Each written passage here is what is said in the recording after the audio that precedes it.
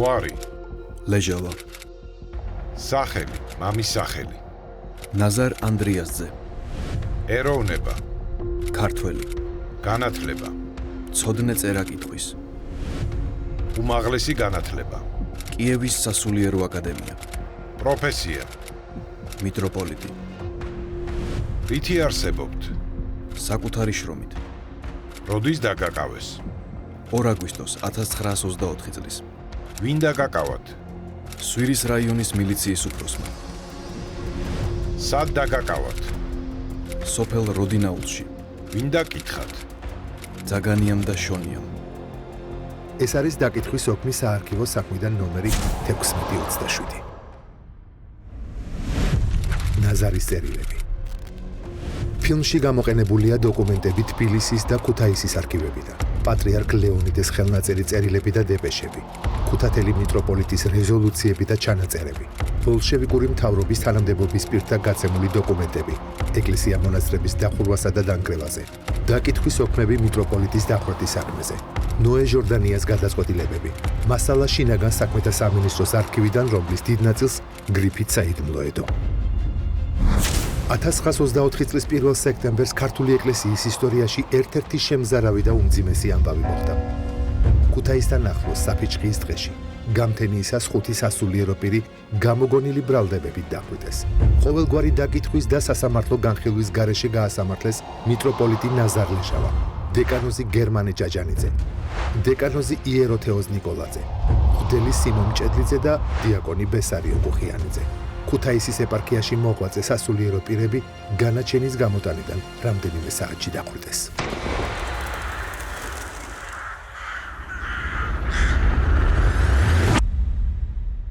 დაპატიმრებას მალევე მოყვა სიკვდილით დასჯა. ეხლა მარტო მეუფის სიკვდილით დასჯა ძალიან წამგებიანი იქნებოდა და ძალიან იყვირებდა ეს ხო მოსახლეობაში. ამიტომ მთელი ჯგუფი უნდა დაესაჯათ როგორც კონტრრევოლუციონერები. არც დაკითხვა ყოფილა, არც სასამართლო პროცესი, იმიტომ რომ ეს მოხდა სულ რამოდენიმე საათში, ხო? მალევე მიიღეს გადაწყვეტილება და აცნობეს ცენტრს. ისმის კითხვა, რატომ? აი იმ ადამიანებმა როგორ ვთქვათ, ერთგვარად გული მოიგეს ცენტრის მომავალში საპატიო ადგილების მოპოვებისათვის, ან თუნდაც გადარჩენისათვის. მიტროპოლიტს მღვდელმთავრობა უმძიმეს დროს უწევს. იწყება საქართველოს ავტოკეფალური აღდგენილი ეკლესიის ხელახლა დასამარება. ეკლესიას მამულებს და ქონებას ართმევენ. სასულიერო სასწავლებლებს აუქმებენ. საერო სკოლებში კატეგორიულად იკრძალება საღვთოს ჯულის სწავლება. სწრაფი ტემპებით მიმდინარეობს სახელმწიფოსგან ეკლესიის გამოყოფის პროცესი. ქართველი სამღვდელოების ნაწილი ეკლესიის ბოლშევიკური ხელისუფლებისგან გადარჩენისთვის ბრძოლას იწყებს. ერთ-ერთი ლიდერი კი მიტროპოლიტი ნაზარ ლეჟავაა.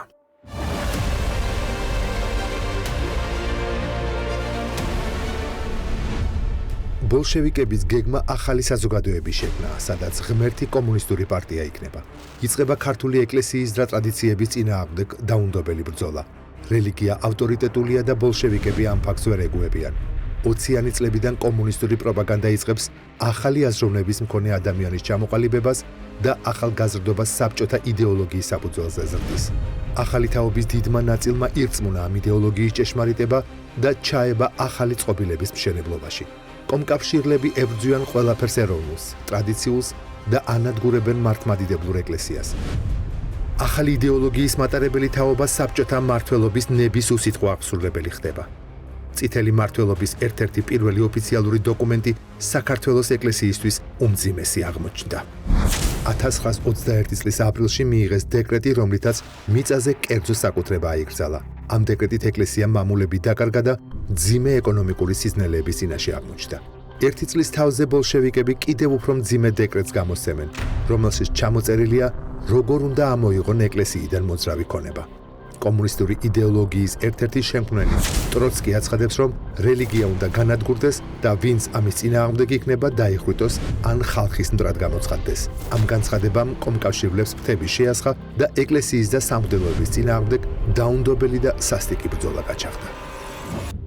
როდესაც გასაბჭოება ხდება დასაწყისში, იქ იყო იდეა ერთიანი საბჭოთა ხალხის და ამის ფონზე დადგუნული და დაწნეხილი იყო ეროვნული განსხვავებები და ეროვნული თვითმყოფადობა. და ნაზარ ლეჟავამ მხოლოდ მცველი კი არ არის, აი მართლმადიდებლური ეკლესიის და მისთვის შეწირული კი არ არის, ამავდროულად ის არის ქართული ეროვნული თვითმყოფადობის დამცველი და დიდი ეროვნული სულისკვეთების მატარებელი. და აი ეს სისტემასთან მებრძოლობაზე როდესაც ვსაუბრობთ, მნიშვნელოვანია ის შევნიშნოთ, რომ ნაზარ ლეჟავა, რომელიც უკვე წმინდანად არის შერაცხული, სისტემას ის ძველ სისტემას კი არ ებრძოდა, არამედ ის იცავს ეროვნულს, ტრადიციულს, ეროვნულ იდენტობასა და სარწმუნოებრივ იდენტობას. სტალინმა, როდესაც აკრძალა აი ამ ხალხის მიმართ ასეთი მკაცრი პოლიტიკა, მან განაცხადა, რომ საჭიროა ეკლესია გახდეს ისეთი, რომლის კათედრიდანაც მოხდება საბჭოთა სისტემის და საბჭოთა ხელისუფლების აგიტაცია, პროპაგანდა.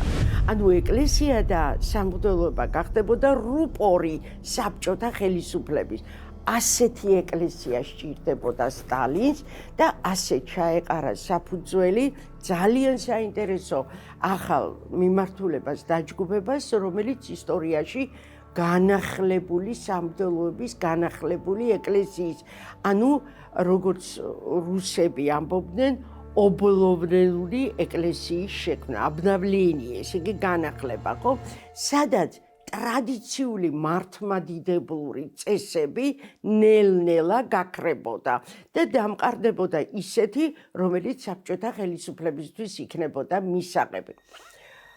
ასეთი ეკლესიის ვინც დათანხმდა სტალინს, ისინი საპატიმროებიდან გამოუშვეს, განსაკუთრებით ართიელები და ნებსი თუ ნებლიეთ ჩართულები იყვნენ ამ საქმეში, მაგრამ ეს უჯრედი საქართველოშიც გადმოისროლეს და განსაკუთრებით სამეგრელო აფხაზეთში და იმერეთში მოღვაწეობდნენ.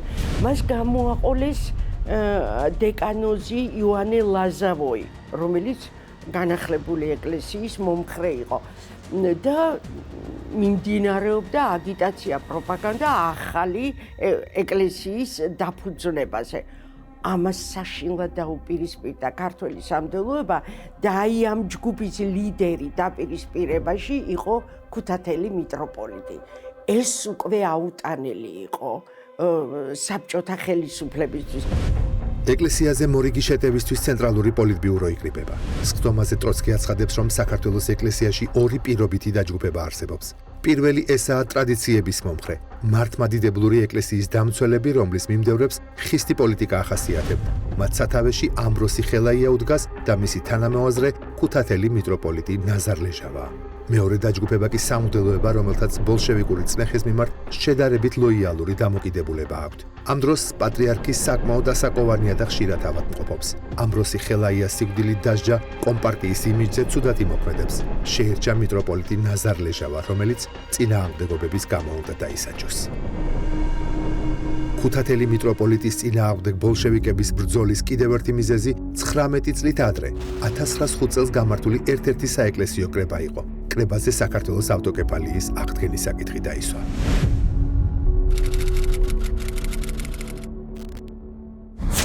1905-16 წლებში საქართველოში 19-ჯერ გაიმართა შიდა საეკლესიო კრება.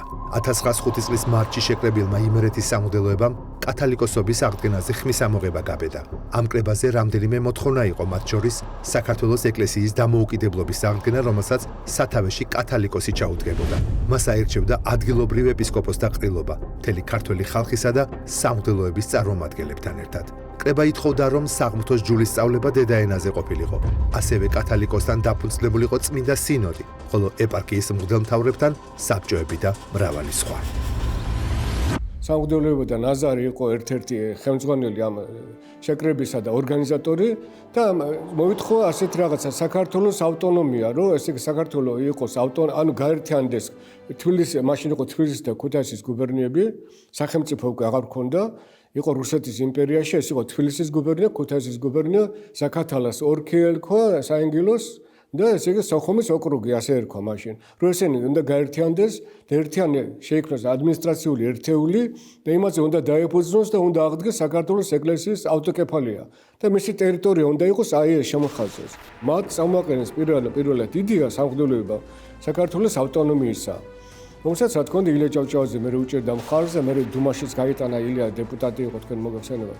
დუმისა ეს ავტონომიის იდეა. არა ავტონომიის იდეა წამოვიდა ეკლესიიდან. ასე რომ ნაზარიც ამ იდეით იყო ზუსტად მე ესე იგი საქართველოს გახდა თავისუფალი 1918 წელს გამოაცხადა ჯერ ეკლესია გახდა ისეთ ავტოკეფალოდ 17 წელს 18 წელს საქართველოს გახდა უკვე დამოუკიდებელი და ესე იგი ესეთი სიხარულია მის ქადაგებებში მოქცეულია ზოგიერთი ქადაგება ესეთი სიხარულია რომ საქართველოს ეს არის საქართველოს ქართველი ერის ხელახალი დაბადება საქართველოს ერის გაზაფხული რომ გათავისუფლდა რუსეთის ბატონობისგან და აფასებს რუსეთს ალზე ესე იგი რომ აი გაგვიყვა ჩვენ სახელმწიფოებრობა გაგვიყვა ავტოკეფალია ებრძოდა ქართულ ენას 1921 წელს 1 სექტემბერს გელათში მესამე საეკლესიო კრება იმართება. კრებას სრულიად საქართველოს კათოლიკოს პატრიარქად ცხუმ-აფხაზეთის მიტროპოლიტს ამბროსი ხელაიას ირჩევს. მაშინ კათოლიკოსობის კიდევ ერთი რეალური კანდიდატი ნაზარ ლეჟავა იყო. პარალელურად ბოლშევიკები ეკლესიასთან ბრძოლის მორიგ სასტიკ ეტაპს იწყებენ. იხურება ეკლესია მონასტრები და მათი რაოდენობა კატასტროფულად მცირდება. საბჭოთა ხელისუფლება ეკლესია მონასტრებიდან დაურიდებლად ეზიდება საეკლესიო ქონებას, ანადგურებენ ხატებსა და საღვთისმსახურო წიგნებს.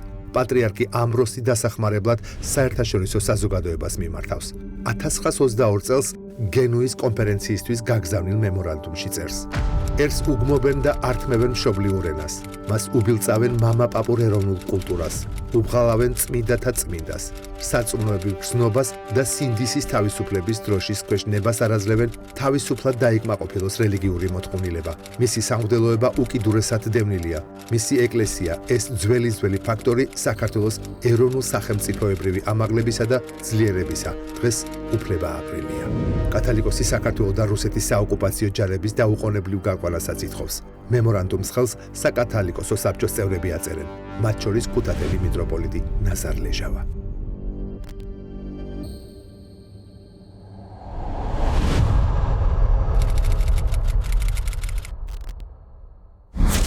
კომუნისტური ხელისუფლება ეკლესიების მასობრივად დახურვას 1923 წლიდან იწყებს.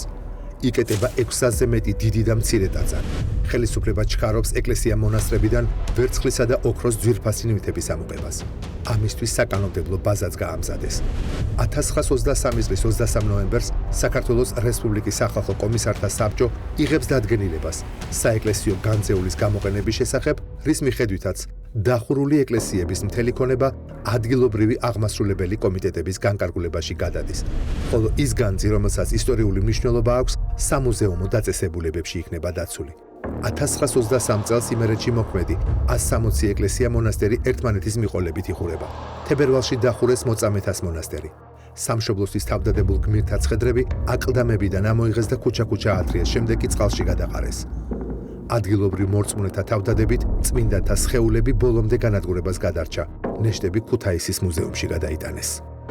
იმ ეტაპზე რასაკვირველია მოიგო ხელისუფლებამ გულისხმობ იმაში, რომ შიშის ატმოსფერო დანერგა საერთოდ კიდევ უფრო მეტად ეკლესიაში. მიტროპოლიტი ნაზარი კი არ არის მარტო დახვრეტილი და ბესერიონ კუხიანიძე, გერმანე ჯაჯანიძე, იეროთეოს ნიკოლაძე და სიონჭედლე სხვებიც უამრავი არის ამ პერიოდში დახვრეტილი. დაახლოებით 100-150-მდე სასულიერო პირი, ბევრი გადასახლებული და ხდება სასულიერო პირების განმოსვა ხშირ შემთხვევაში იძულებით, მაგრამ ხშირ შემთხვევაში თვითონაც არიან რომ სხვა გზა აღარ დარჩენიათ განიმოსცენებით. ოჯახის წევრები უკიდურესად შევიწროებულები არიან, მის უფლებაც ჩამორთმეული აქვს სასულიერო პირს და ასე შემდეგ.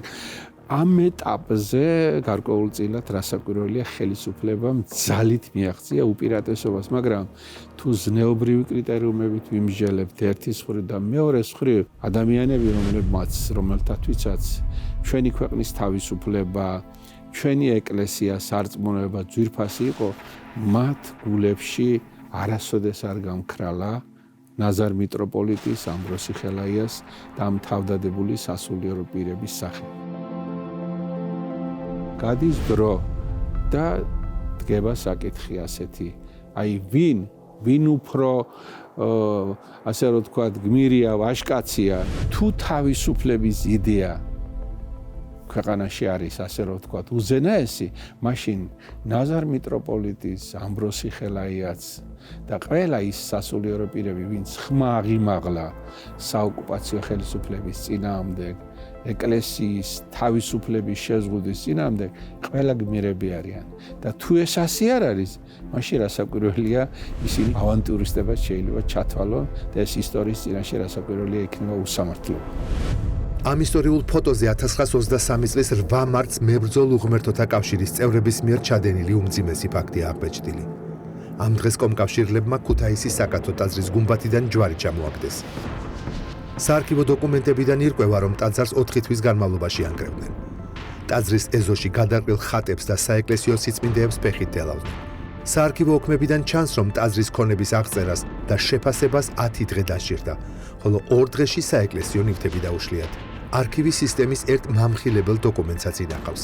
საბჭოთა რესპუბლიკის ფინანსთა სახალხო კომისარიატის შემოსავლების განყოფილება ქუთაისის სამაზრო საფინანსო განყოფილებას აცნობებს, რომ ქუთაისის ყოფილი საკათედრო ტაძრის ქონება უნდა იქნას საჩქაროდ გაყიდული და რეალიზაციით შემოსული თანხა მიქცეული იქნეს სახელმწიფო შემოსავლის ადგილობრივ ბიუჯეტში გადარიცხვით.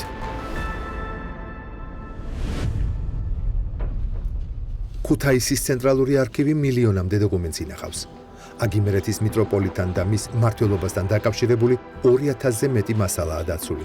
კვლევარებისთვის ხელმისაწვდომია ნაზარ ლეჟავას ავტოგრაფები, ხელნაწერი წერილები, ეპარქიის მმართველის მიერ სხვადასხვა დროს გაცემული რეზოლუციები და ჩანაწერები. მიტროპოლიტის არქივში დაცულია მის მიერ ხელმოწერილი საბუთი, რომელშიც ის ხელისუფლებას მიმართავს, რომ ტაძარი არ დაანგრიონ. ისტორიისთვის მნიშვნელოვანი ეს ფურცელი 1924 წლის 5 ივნისით თარიღდება. ის ყოველგვარი мотивაციით ცდილობს დაარწმუნოს ხელისუფლება, რომ ამ ტაძრის დაანგრევა მას არაფერს სასკეთოს არ მოუტანს. პირიქით, მოწმუნე საზოგადოებას ხელისუფლების წინააღმდეგ განაწყობს. ეს ტაძარი დიდი ისტორიული ძეგლია იმერეთის ნახევარი მილიონიანი ქართული მოწმუნეთა. ის აგებულია იმერეთის გლეხობის მიერ ბატონყმობისაგან განთავისუფლების სახსრად და ასე შემდეგ. და აი ესეთი ისეც გაუგებარია, რა უნდა შესინოს ვინმეს ამ მოწმუნე ხალხის ოფლით და სისხლით აშენებული ძეგლის სალოცავის დანგრევა. ყველაფრისათვის ცხადია, რომ ამ ტაძრის დარღვევა იმერეთის ყველა მაზრებში მოწმუნეთა შორის დიდ მითქმა-მოთქმას, უკმაყოფილებას და სულიერ აღშფოთებას გამოიწვევს. მიუწვდომელია, რატომ უნდა ვცდილობდეთ ხალხში უკმაყოფილების გაძლიერებას და განვითარებას. არათუ უნდა დაინგრეს ასეთი ტაძრები, პირიქით, ესე იგი, ამ ხელისუფლების სიკეთის დასარწმუნებლად კიდევაც უნდა გავხსნათ, რათა მთავრობისადმი მადლიერების ზრდობით აღავსონ მით უფრო, რომ ასეთი განკარგულება სრულიად არ იქნებოდა წინააღმდეგ ეკლესიის შესახებ გამოცემული დეკრეტისა. არაერთი ასეთი თხოვნისა და გამაფრთხილებელი წერილის მიუხედავად ქუთაისის სამაზრო კომიტეტის პრეზიდიუმი იღებს გადაწყვეტილებას. დაირღვეს საკათედრო ტაძარი, მასალა გამოყენებული იქნას ძმათა სასაფლაოს შემოსაღობად. იმ ადგილას კი გაფართოვდეს მოედანი და ტაძრის ადგილას დაიდგას ამხანაგ ლენინის ძეგლი. ბრძანება 1924 წლის ზაფხულში შესრულდა. ეკლესიის ადგილას ტაძრისავე მასალით ჯერ ლენინის, შემდეგ კი სტალინის ძეგლი აღმართეს. მიდის ჯელობა დაინგრეს თუ რაღაც მიზნისათვის იყოს იქნეს გამოყენებული. ქუთაისის მუზეუმის იმჟამინდელი დირექტორი და ერთ-ერთი დამფუძნებელი ტელეფონ ჯაფარიძე იბრძვის, რომ ტაძარი გადაკეთებული იქნეს საეკლესიო მუზეუმად, მაგრამ ვერაფრით ვერ შეძლო ხელისუფლების დარწმუნება, რომ ეს შენობა ამისათვის გამოსადეგი იქნებოდა. ხელისუფლება ეწინააღმდეგება არა თავის არქიტექტურით ეს შენობა მუზეუმად არ გამოდგება და 24 წლის იანვარში ქუთაისის სამაზრო პარტიის სამაზრო აღმასკომმა ბიურომ მიიღო დადგენილება, რომ საკათედრო ტაძარი უნდა დაინგრეს. ეკლესიის წინააღმდეგ ბოლშევიკების ბრძოლა უკიდურეს ფორმებს იღებს. ერთის მხრივ ხელისუფლების წახალისებით ცალკეული რაიონები ერთმანეთს მოქმედი ეკლესიების დახურვასა და საეკლესიო ქონების დაწესებაში ეჯიბრებიან. მეორეს მხრივ კი ეწევიან მავნებლურ პროპაგანდას ქრისტიანული სარწმუნოებისა და ქართველი სამღვდელოების წინააღმდეგ. 1920 წლის 23 ნოემბერს ცენტრალურ და ქუთაისის სამაზრო ხელისუფლებას ადგილობრივ მილიციასთან ერთად გელათის მონასტრის განძეულობა სასულიერო ხელისუფლებასთან შეთანხმების გარეშე ქუთაისის ხაზინაში გადააქვს. ნივთებში იყო ხახულის და გელათის ღვთისმშობლის ხატები, სასულიერო პირთა პირადი, საეკლესიო და საკულტო დანიშნულების ნივთები. გარდა ამისა, გელათში ინახებოდა სამეფო გვირგვინი, თამარის ოქროს ქოშები, სურები, ბაგრატიონების შემოწირული ოქროს კამარი და სხვა.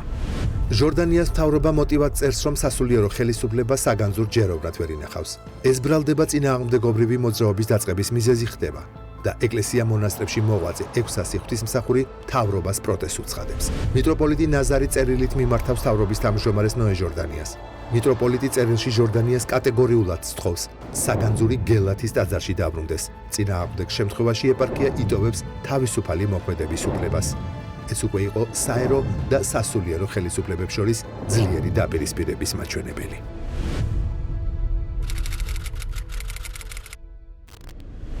მთავრობის თავმჯდომარეს დაუყოვნებლივ დეპეშას უგზავნის კათალიკოსი ლეონიდეც. მოწყალეო ბატონო ნოე ნიკოლოზის ძევ, ქუთათელ მიტროპოლიტისგან მომივიდა შემაძრწუნებელი დეპეშა. გაცნობებთ რა ზემო აღნიშნულს, პატივისცემით გთხოვთ მოწყალეო ბატონო, გასცეთ განკარგულება ნივთების გელათშივე დატოვებისთვის. მთავრობის ხელმძღვანელი კათოლიკოს პატრიარქს საქმეში გარკვევას პირდება, მაგრამ უშედეგოდ. პატრიარქს პასუხი არ მეუღია. კათოლიკოსი კიდევ რამდენჯერმე უთვლის ნოე ჟორდანიას, გააგებინონ გელათის განძეულის ბედი, მაგრამ ამაოდ. გაგზავნილ წერილებზე პასუხის მიუღებლობითა და ეკლესიების ძარცვით შეწუხებული პატრიარქი ლეონიდე საეკლესიო საბჭოს რამდენიმე წევრთან ერთად ნოე ჟორდანიასთან შეხვედრაზე მიდის. მთავრობის ხელმძღვანელი კათოლიკოს პასუხობს: საქართველოს ეკლესია დამოუკიდებელი და თავისუფალი არ არის. ის ჯერ სახელმწიფოსგან გამოუყოფელია. ვერ შექმნით სახელმწიფო სახელმწიფოში. რაც შეეხება საეკლესიო ნივთებს, ისინი შეადგენენ სახელმწიფო საკუთრებას და სახელმწიფო საქმეა სად შეინახავს მათ. აუდიენცია დასრულებულია. ამ ფრაზით ისტუმრებს მოლაპარაკებაზე მისულ უწმინდეს ნოე ჟორდანია. პატრიარქმა ლეონიდემ მთავრობის თავმჯდომარე ნოე ჟორდანია მისავე კაბინეტში დაწყევლა. ნოე ჟორდანიასა და ექვთიმე თაყაიშვილის წინააღმდეგობების მიუხედავად, ლეონიდე უარს აცხადებს თბილისის სიონისა და მცხეთის სვეტიცხოვლის საგანძურის ემიგრაციაში წაღებაზე. პატრიარქი ეპისკოპოს ნაზარს საგანძურის ქუთაისში დამალვას სთხოვს. განძეულობით სავსე 4-5 ბაგრატის ტაძრის ძირში მდებარე ნაზარის სამიტროპოლიტოს სახლის სარდაფში დაიმარხა. ქვეყნის ოკუპაციის შემდეგ ბოლშევიკები განძეულობას პოულობენ და მიტროპოლიტ ნაზარს აპატიმრებენ. მას ბრალად ძდებენ ხელისუფლების წინააღმდეგ აგიტაციას და სიონისა და სვეტიცხოვლის ქონების გადამალვის გამოასამართლებენ. მიტროპოლიტს 1924 წლის მარტში პატიმრობა და პირადი ქონების კონფისკაცია მიესაჯა. დაკითხვის ოქმის ერთი საინტერესო ფურცელი ქონების გადამალვას ეხება. დამალული განძეულობის შესახებ როდის გაიგეთ? გავიგე საიდუმლოდ ლეონიდისგან. ვის გაანდევით? არავის. ეკლესიისთვის ინახებოდა განძეულობა. ეკლესიისთვის და ქართველი ერისთვის. რატომ მთავრობას არ განუცხადეთ, რომ სიონის და სვეტიცხოვლის განძი გადამალული გქონდათ? რატომ უნდა განმეცხადებინა? იმიტომ რომ ის მთავრობაა. ის იყო ეკლესიის განძეულობა. ეპატრონებოდა ეკლესია და განუცხადებდი მთავრობას მაშინ, როდესაც მოითხოვდა. ისე კი არავითარი დეკრეტი არ იყო ან ჩაბარებისა, ან კიდევ ცნობისა, სად რომელი განძი ჰქონდათ შენახული. რატომ მიწიდან არ მოიღეთ და ეკლესიაში არ წაიღეთ? იმიტომ რომ უფრო საიმედო ადგილას იყო შენახული. ის რომ ეკლესიაში ყოფილიყო შენახული, შესაძლებელია მოეპარათ. ასეთი შემთხვევა კიდეც იყო და ამიტომ მათი ეკლესიაში შენახვა წარმოადგენდა საშიშროებას. ამის შესახებ სულ რამდენიმე კაცმა იცოდა და როდესაც 1923 წელს ცნობილი პროცესი დაიწყო ამბროს ხელაიას ირგვლივ და დაპატიმრებული იქნა თავად უწმინდესიც და მიტროპოლიტი ნაზარიც, აი ერთ-ერთი მათი ანტისამთავრობო, ანტისახელისუფლო მოღვაწეობის დასტურად გამოყენებული იქნა ამ საგანძურის ისტორიაც. საგანძური რა თქმა უნდა ამოღებული იქნა და თვითონ მიტროპოლიტი დაპატიმრებული იქნა.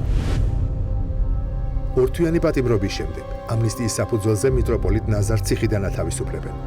ეპარქიაში მძიმე ვითარებაა. მიტროპოლიტს სარეზიდენციო სახლში არ უშვებენ.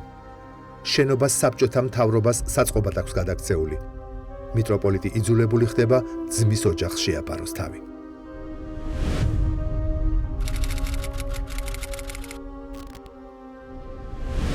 ხელის წერილი. ეს ნაზარ ლეჟავას საქმის 47 გვერდია.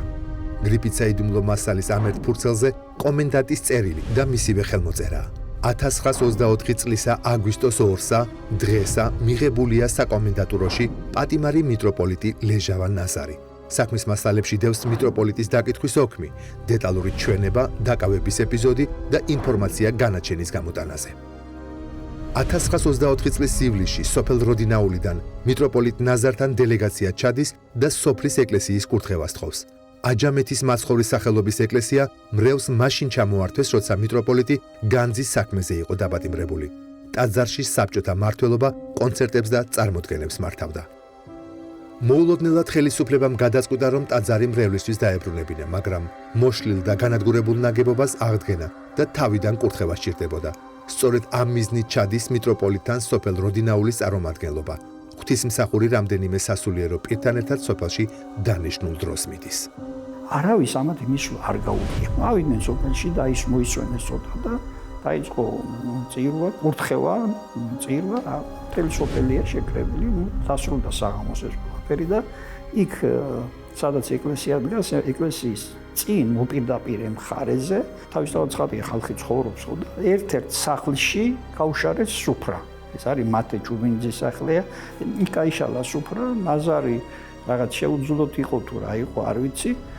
ცოტა ადრე ადგა და გავიდა დასასვენებლად. ეხლა გლების სხვები ვინც არიან, სხვადასხვა ოჯახებში გაანაწილეს დასაძინება და ერთადერთი ბესარიონ კუხიანიძე, ვინც მე დაიხურდა მაგათთან ერთად დიაკვანი, ის დარჩა აივანზე გლეხებთ ჩაუჯდა და ისინი სვამდნენ და ესეც ერთობა იმათთან ერთად საუბრობს. აი კურთხევის დროს ვიღაც წავიდა ერთ-ერთი იქედან, ადგილობრივი თავისთავად ცხადია და ჩავიდა სვირში. აი აღმოსკომში და ეუბნება იმათ, რომ აი ბუდლები არიან იქ ეკლესიაზე და ის რაღაცას ქადაგებენ და რას აკეთებენ არავინ არ იცის. საარქივო ცნობებით ეკლესიაში ლოცვა დიდხანს არ გაგრძელებულა. ტაძართან ახლოს მდებარე რამდენიმე ოჯახი მიტროპოლიტის და მისი თანხლების სასულიერო პირების მისაღებად და გასამასპინძლებლად ემზადებიან. პარალელურად ადგილობრივი მილიციის უფროს გვარად მაღლაკელიძეს და როდინაულის თემის თავმჯდომარეს სერაპიონ ხაჭაპურიძეს უკვე აქვთ გეგმა, როგორ დააპატიმრონ ეკლესიის სტუმრები. აჯანყება დაიწყო ამ დროს.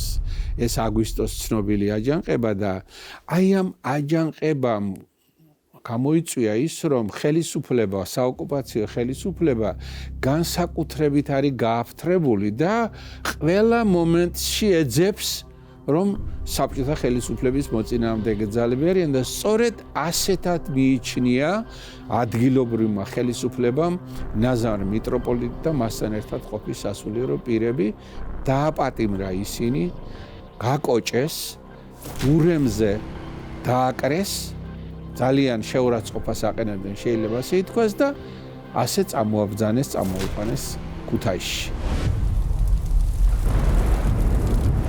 მილიციას ადგილობრივი მოსახლეობა უპირისპირდება და ცდილობს არ გაატანოს მიტროპოლიტი და მისი მხლებლები.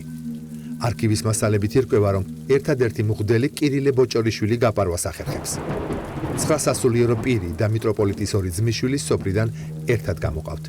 მიტროპოლიტს ურემზე თოკით აბავენ. ხელფეხს უკრავენ და სოფლის გზაზე საჯაროდ მიყავთ. მაშინდელი ჩვენებების მიხედვით ურემზე თოკით დაბმულ მიტროპოლიტს ფიზიკურ შეურაცხყოფას აყენებენ. ყველა დაკავებული როდინაულიდან ჯერ სოფელ სვირის საბჭოში, მეორე დღეს კი ქუთაისის საგანგებო კომისიაში მიყავთ და ბნელ საკანში ამწყდებენ. განსაკუთრებული სამეული დაკითხვას იწყებს. ეს არის 2 ექიმის, ლოსაბერიძისა და მაჭავარიანის ჩვენება, რომლებმაც დახვრეტამდე მიტროპოლიტის სხეული დაათვალიერეს. მარცხენა ბეჯზე და მკლავზე არის გრძელი სილურჯე. სიგრძით დაახლოებით 18 სანტიმეტრი. სიფართით 2-დან 4 სანტიმეტრამდე. ზურგშიც და სხვაგანაც აქვს სილურჯეები ტანზე. ერთგან ვერცხლის ორშაურიანი ზომის. ჩლუნგის საგნის დაკვით ან ხელის მოჭირებით და ეკუთვნის მსუბუქ დაზიანებას. ექიმები ლოსაბერიძე და მაჭავარიანი. ამ დოკუმენტით გინდება, რომ მიტროპოლის დახვრეტამდე ფიზიკურად გაუსწორდა.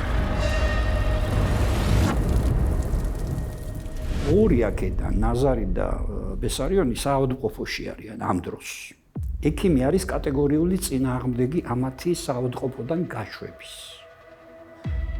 არანაირად არ უწერს ხელს, მაგრამ ახლა ექიმის არავინ არ უყურებს და ორივე გადაყავთ საავადმყოფოდან ციხეში. ეხლა ციხეში ეს არის 1 სექტემბერი. ის დღე, როცა ამათ დახვრეტილ ბრძანებას მოეწერა ხელი. 1 სექტემბრის ღამეს საკანში არიან ესენი ყველა, მეზობელ საქმეებში საკანში კიდევ სხვები არიან.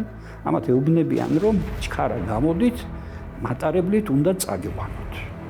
ნაზარი ასაკვირველია მიხვდა, რომ არანაირი მატარებლის საყვანაზე არ არის აქ ლაპარაკი და ასეთ ფრაზას ამბობს. გამაგრდით სიკვდილი ყველა ერთია. ასეთ რაღაცას ამბობს. გაყავთ იმ ღამით, ავადმყოფი ნაზარი, ავადმყოფი ბესარიონი და ისინი სხვები ჯანმრთელები თავისთავად ცხადია. და მე ვასილ დოლაბერიძე იგონებს. ესენი რომ გაიყვანესო აქედან, ცოტა ხანშიო სადგურის მხრიდან გასროლის ხმა გავიგონეთ.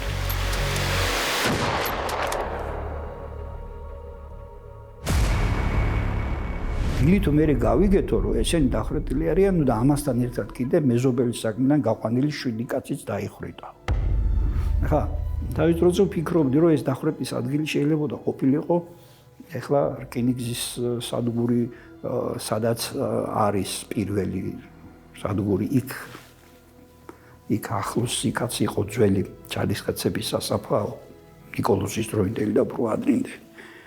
მაგრამ უფრო სარწმუნო არის, რომ ესენი დაიხრიდნენ სწორედ იქ, სადაც რაზეც ვარ შეჯერებული, ეს არის საფრთხის სასაფლაო. ის ერთი კონკრეტული ადგილი. ამას ძალიან ხმამაღლა და ისე ვერც ვერავინ ამბობდა, მაგრამ ჩუმჩუმად ვიცოდით, რომ აი ეს ხალხი სწორედ იქ დაიხრიტა და მიწარო დააყარეს, ჯერ კიდევ გაქცეულები არ იყვნენ და შეიძლება მყარიც არ იყო ყველა. ეკლესიის ისტორიკოსი ქეთევან პავლიაშვილი მიტროპოლიტ ნაზარ ლეჟავას საქმეს წლების განმავლობაში იკვლევდა.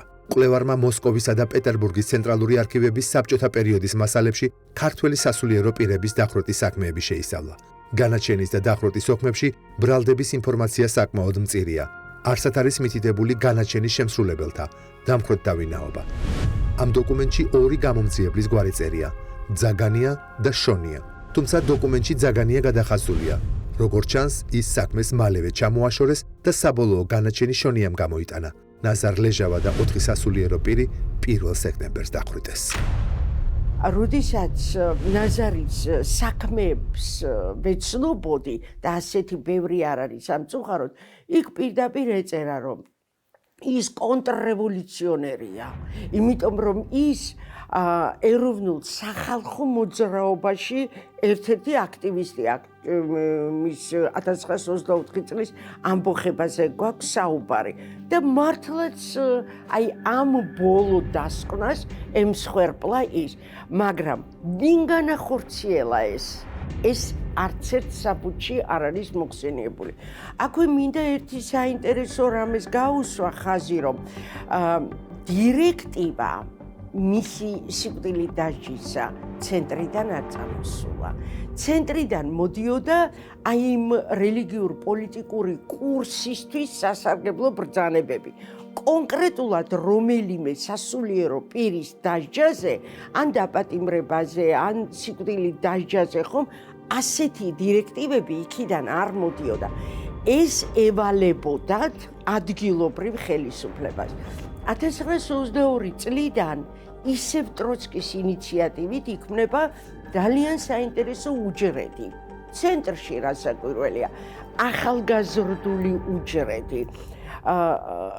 ის ახალგაზრდები უნდა ყოფილიყვნენ, რომლებიც იქნებოდნენ ამ ახალი საზოგადოების ღერძი, ბურჯი და შემდეგ თაობასაც სწორედ ასეთი პოლიტიკით აღზრდნენ ისინი. აი ამ ახალგაზრდულ დაჯგუფებას ევალებოდა ერთადერთი რამ, რელიგიის წინააღმდეგ ბრძოლა. ეს იქნებოდა ისლამი, იუდაიზმი, თუ მართლმადიდებელი ეკლესია, თუ კათოლიკური. გიორგი გვასალია პროფესიით თეოლოგია. წლებია სტუდენტებს ბიბლიას ასწავლის. პროფესორი ავტორია წიგნისა შესაქმეს განმარტება. საეკლესიო სახელმძღვანელოში წერია, რომ წმინდა მამებს მათ წინააღმდეგ ბრძოლის ერთადერთი საშუალება ჰქონდათ, ის რაც მათ მაცხოვარმა ასწავლა, ქადაგება, ბრძოლა სიტყვით და ამ სიტყვის შესაბამისი ცხოვრებით. თეოლოგიც ფიქრობს, რომ მიტროპოლიტი ნაზარი მის წინააღმდეგ გაჩაღებულ ბრძოლას სწორედ ამ პრინციპით უპირისპირდებოდა. მიტროპოლიტ ნაზარის ტრების, მიტროპოლიტ ნაზარის დამხრეთთავთვის გაუგებარია ამ კაცის და ამ კაცის დაირები ადამიანების, აუცილებელი არის სასულიერო პირი იყოს, შეიძლება საერო პირიც იყოს. აი ამანაირების შეუდრეკელობა, უშიშარობა სიკვდილის წინაშე.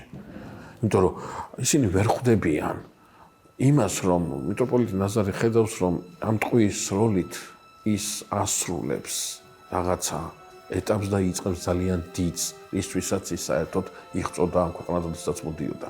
როდესაც ის სოფელში მიდის ტაძრის საკურთხებლად, ამ ტაძრის კურთხევის შემდგომ რა მოხდება, ამას არავინ არ ზღუდავს. პირიქით შეიძლება ძალიან ცუდი რამეც მოხდა, მოხდა კიდევაც ძალიან ცუდი რამე, ხო? მაგრამ მიტროპოლიტ ნაზარი ამ ტაძრის კურთხევას უარს არ იტყვის, რომ ამაშია მისი პეტრიერება. ის ცნობიერად იყო ამ გზაზე მავალი, ცნობიერად გადადგა თავიდანვე ეს ნაბიჯი, ანუ მთელი თავისი მოღვაწეობით მან გადაწყვიტა, რომ მაცხოვართან ერთად თანაჯვარცმული და რა არის ნათლისღების არსი.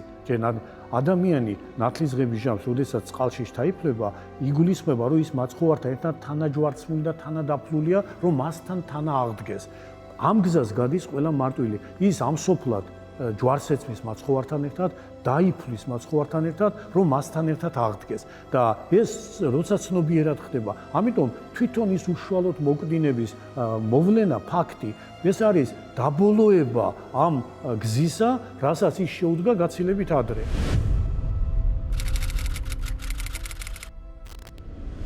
1995 წელს საქართველოს საეკლესიო კრება ინიშნება. მაშინ მეუფე ანანია ჯაფარიძე მანგლელი მთავარეპისკოპოსი და სინოდის წევრი გახდათ. სინოდის შეკრებაზე საქართველოს კათოლიკოს პატრიარქი ილია მეორე ითხოვს გაფართოებულ კრებაზე განიხილონ მიტროპოლიტ ნაზარ ლეჟავას, მასთან ერთად დახვრეტილი 4 სასულიერო პირის და ყველა იმ ადამიანის საქმეები, რომლებიც ტოტალიტარული რეჟიმის დროს მოწამეობრივად აღესრულნენ. პატრიარქი მათი კანონიზაციისთვის ემზადება. როცა ნაზარიზე იყო საუბარი პატრიარქთან, წამოტივდივდა ჩემ გონებაში, რომ აი როგორ აწამეს, ესე იგი ჩვენი სამღვდელოება და დახოცეს და ცოცხლებს დააყარეს მიწა. ასე რომ როცა უწმინდესმა ბრძანა, რომ ეს გამორჩეული არის ნაზარი მათ შორის, ჩემთვის ეს იყო რაღაც ესე იგი ასე ვთქვათ, ჩემი ბავშვობაში და დაბრუნება. და ამ კრებაზე რა თქმა უნდა ეს იქნა წარდგენილი, როგორც ახალმოწამენი. ეს არის არა მარტო წმინდანი, ესე იგი ნაზარი, მიტროპოლიტი ნაზარი, არამედ ეს არის მოწამე, წმინდა მოწამე. ეს წმინდა ნაზარ ლეჟავას სახელობის ტაძარია მის სახლთან ახლოს, სამტრედიაში. ეკლესია 2011 წელს ხონისა და სამტრედიის მიტროპოლიტ საბა გიგიბერიას ლოსვაკურთხევით აშენდა. ეკლესიის ქტიტორი კახა კალაძეა. სოფელ დიდ ჯიხაიში შემორჩენილია ხის ოდა, სადაც წმინდანი დაიბადა და გაიზარდა. სახლი, სადაც ნაზარ ლეჟავა დროებით ცხოვრობდა, ახლა ქუთაისში, 26 მაისის 5 ნომერში მდებარეობს. აქ ყველა ნივთი, რომელიც დახვრეტილ მიტროპოლიტს უკავშირდება, ხელუხლებელია. ეს ნაზარ ლეჟავას ძმის, ბენედიქტე ლეჟავას სახლი იყო და როდესაც მიტროპოლიტი დააპატიმრეს, ქონება ჩამოართვეს და ყველაფრის გარეშე დატოვეს, ძმამ შეიკეთლა. ამ სახლში იკრიბებოდნენ დიდი ქართველი საზოგადო მოღვაწეები: ექვთიმე თაყაიშვილი, აკაკი წერეთელი, კორნელი კეკელიძე, თვით პატრიარქი ლეონიდე. აქ მათი პირადი ან ის ნივთები ინახება, რომელთანაც შეხება ჰქონდათ. სახლი, სადაც მიტროპოლიტმა გარკვეული დრო გაატარა, ახლა მისი ძმის შთამომავლები ცხოვრობენ. ისინი სტუმრებს დიდი წინაპრების ისტორიებს სიამაყით უყვებიან. მე ვარ წმინდა ნაზარის ძმის შვილთაშვილი, მეც ასევე მქვია ნაზარი, მის საპატივცემლოდ და ამით ვამაყობ, რა თქმა უნდა.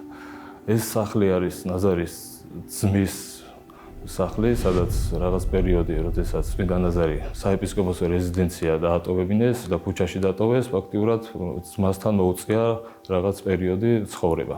ამ სახლში ინახება წმინდა ნაზარის ძველი ნივთები, მისი საეპისკოპოსო სკამი, მაგიდა, სადაც დოკუმენტები იწერებოდა რავალი და ინახება არქივში. არის ძველი ნივთები, რასთანაც შეხება ჰქონდა წმინდა ნაზარს და ინახება ჩვენს სახლში.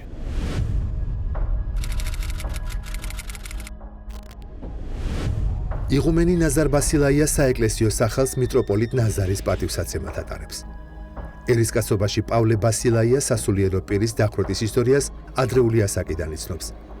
ახალგაზრდა სასულიერო პირი წლებია მიტროპოლიტის ცხოვრებას და მოღვაწეობას იკვლევს. მოძღვრის მოღვაწეობის დახვრეტის საქმეში ბევრი რამ ჯერ კიდევ ცნობილი და დაზუსტებული არ არის. ნაზარ ბასილაიასთვის ყველა საარქივო დოკუმენტი მნიშვნელოვანი და ემოციურია, მაგრამ ფიქრობს, რომ მიტროპოლიტის ხასიათი განსაკუთრებით იმოქმის ფურცელზე ჩანს, სადაც გამომძიებელი მას როდინაულში, ეკლესიის კურთხევაზე წასვლის ამბავზე დაგკითხავს. ვის მიერ იყავით თქვენ მიწვეული როდინაულის თემშიდ? ჩვენ მოგვიწვია რწმუნებულთა საბჭოს სამრევლო წევრებმა და ადგილობრივმა მღვდელმა. რას ჰქონდა უმთავრესად ადგილი მისვლისა? თხოვდნენ ეკლესიის კურთხევას და წირვის შესრულებას კვირას. თუ იცით, თქვენ ეკლესია წინათ იყო თუ არა ნაკურთხი მიტროპოლიტის მიერ? კი, იყო ნაკურთხი. ეხლა რაც საჭიროებდა განმეორებით კურთხევას? საეკლესიო კანონებით, როდესაც ინგრევა საკურთხეველში ტრაპეზი, აუცილებლივ საჭიროა შესრულება სრული ეკლესიის კურთხევის წესის. ვისი ხარჯებით ჩამოდით თქვენ აქ? მორწმუნეთა ხარჯით. თქვენ მაშინვე გადმოგცეს ხარჯის ფული თუ შემდეგისთვის შეგპირდნენ? მაშინვე მომცეს 5 მანეთი. თუ ეს ფული მოგცეს, გითხრეს თუ არა თქვენ ვისგან იყო ეს ფული აკრეფილი? არ ვიცოდი. როდესაც მე ჩემი ბერად აღკვეცა მოხდა, ეს იყო მისი უწინდესობისა და უნიტარესობის ილია მერესლოს საკურთხევით, ეს იყო 2013 წელს და პატრიარქმა ჩემს წინამძღვარს და მოძღვარს მის საკურთხევა რო ქართული წმინდანების სახელი დაერქმია ჩვენთვის. და რატომღაც ჩემმა წინამძღვარმა აღკვეცის წინა პერიოდში თვითონ მკითხა თუ რომელ სახელს ავირჩევდით. რამდენიმე, მამ 13 ადამიანი და რამდენიმეს და თვითონ ჩემი არჩევანი იყო რომ ეს სახელი ეწოდებინა ჩემთვის, რადგან ჯერ კიდევ პირველი კურსის სტუდენტი ვიყავი სემინარიის, როდესაც ნაზარ ლეჟავა როგორც ფენომენი, როგორც ესეთი მოვლენა საქართველოს ისტორიაში და ეს იყო ეპოქალური პერსონა მართლმადიდებელი ეკლესიისთვის, მის სახელს ამართლებდა ყველაზე მეტად, რაც შეიძლება ქრისტიანისთვის იყოს ყველაზე დიდი მიზანი, სწორედ ასაც გვემბრძანეთ. ნაზარი ებრაული სიტყვა და მისცემს ღვთისთვის შეწიროს. და როგორც მე რიგითი ასლოვე პირი, ვიდრე ბეში სული მიდგას, მე იმაჩნია, რომ ნაზარის ღვაწლის წარმოჩენა, ნაზარის გზაზე სვლა და ნაზარის თითეული დიდი მნიშვნელოვანი როლის შეიძლება ითქვას პოპულარიზაცია მართლმადიდებელი ადამიანებისთვის, მე იმაჩნია, რომ ეს არის ჩემი ერთ-ერთი მთავარი მისია. 2020 წლის მარტში სრულიად საქართველოს კათოლიკოს პატრიარქის ილია მეორისლოს საკურთხევით წმინდა ნაზარ ლეჟავას სახელობის ფონდი ფუძნდება. ფონდის მიზანი სოციალურად დაუცველი პირების, მარტოხელა მოხუცებისა და შეზღუდული შესაძლებლობების მქონე ბავშვებისთვის ცხოვრების პირობების გაუმჯობესებაა. ამასთან ერთად, ფონდი სოციალურად დაუცველი ბავშვებისა და მოზარდების განათლებაზე ზრუნავს. ნაზარ ლეჟავას ფონდის მეგობარმა ბენეფიციარებს უკვე მეორედ გადასცა საცხოვრებელი ბინა. ისეთი პიროვნებების სახელის უკდავყოფა, როგორიც არის წმინდა ნაზარ ლეჟავა, ქვეყნისთვის და ეკლესიისთვის საცოცხლოდ მნიშვნელოვანია.